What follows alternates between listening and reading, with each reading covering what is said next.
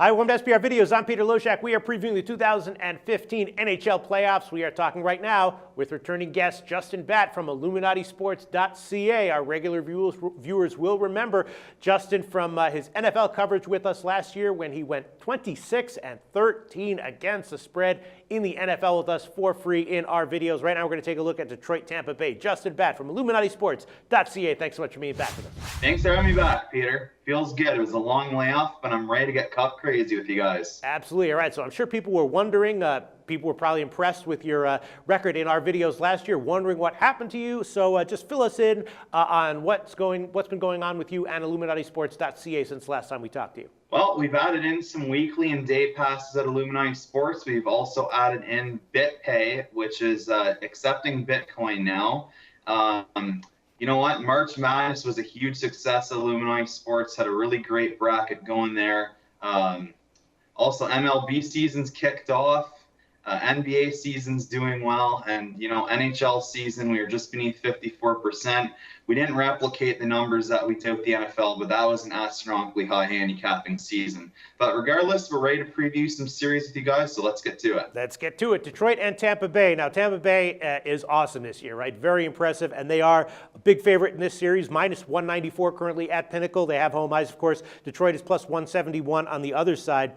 And Tampa Bay, just an awesome team, right? They have depth in all areas. Ben Bishop, great in goal. Even the backup to him, if something happens to him, is excellent. And Detroit, a talented team. You know, I like Coach Babcock. You know, and they have a good roster, but I'm just not exactly sure if they have what it takes to win this series reliably against Tampa Bay with value at just plus 171. Also, Jimmy Howard in goal has been particularly bad since January 1st. His save percentage is under 900, and of course, in the past, he's been great in the playoffs, so he could reverse on a dime, and that wouldn't surprise anyone. But his recent performance has to be cause for concern, and maybe going up against a lesser team, you'd give Detroit a little bit of a pass on that one. But against Tampa Bay, with their prolific offense, super high scoring team, that's going to be a tough matchup. Tampa Bay's offense against Detroit's defense. All in all, I think I'd have to go with Tampa Bay at minus 194. But let's hear what Justin Batt from IlluminatiSports.ca has to say about this series. Well, the Bolts set a franchise record with 108 points, and they finished second in the Atlantic Division. Meanwhile, the Red Wings qualified for the playoffs for its 24th consecutive season. To put that in perspective, that's 2 more seasons than Tampa Bay's franchise existence. So that's a huge accomplishment, regardless of how you put it. Up front, the upper edge is significant in depth for the Lightning, with the likes of Stamkos, Callahan, Drouin, Johnson, Kucherov, Killorn. But Detroit has been injury-ridden all season long, with Datsuk and Zetterberg failing to remain healthy. And I do believe that age is leading the regression of their careers.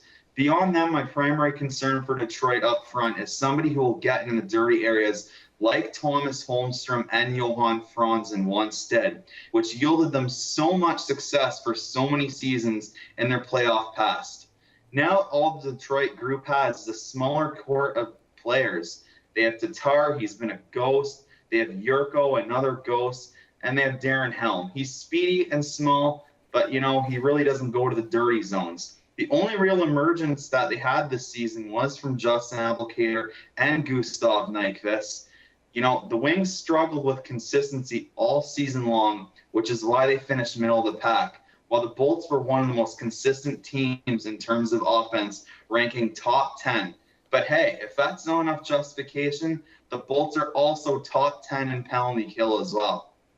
Going to the blue line, it's a no-brainer that both teams have solid depth. The upper hand would have to go to the Wings here due to the injuries on the Lightning. Currently, Braden Coburn's out.